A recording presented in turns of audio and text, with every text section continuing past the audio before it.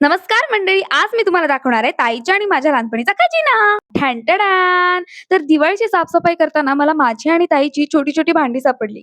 उन्हाळ्याची सुट्टी पडली, की आम्ही आधी माळ्यावरून भांडी काढायचो आणि दुसऱ्या दिवसापासून खेळायला सुरुवात. हा आमच्या भातुकलीतला स्टँड दिसायला छोटा असला तरी यात बऱ्याच गोष्टी मावतात. जसं की हा कप आणि बशी, हा चहाचा टोप आणि या मागे वाट्या सुद्धा आहेत. हा टिफिन हे असे एकावर एक डब्बे रचायचे, वरून चमचा लावायचा आणि चलो ऑफिसला.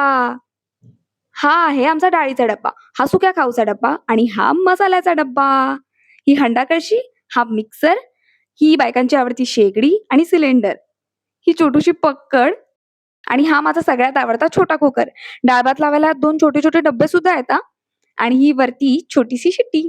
तवा, झारा, पलिते, परात, जेवणाची ताटं, ही नाश्त्याची ताटं, ही चहाची किटली आणि हे तेलाचं भांडं, किसणी, हे छोटे-छोटे टोप आहेत आणि ही पिठाची चाळणी, हे छोटे-छोटे डब्बे, ग्लास, पेले. बाई, बाई, बाई केवढा संसार आहे. उखळ, मुसळ, जातं आणि हे छोटे चमचे आहेत. हा डाळीचा चमचा आहे.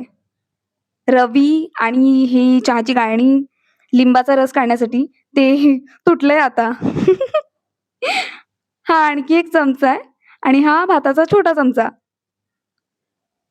ही कैची, हा चिमटा पापड भाजायला आणि ही विळी, ही पाण्याची टाकी, हंडा कळशी, बादली, टब, आणखी एक बादली अंघोळ करायला, मग, बास्केट, डेटॉल आणि कपडे अडकवायला हुक्स.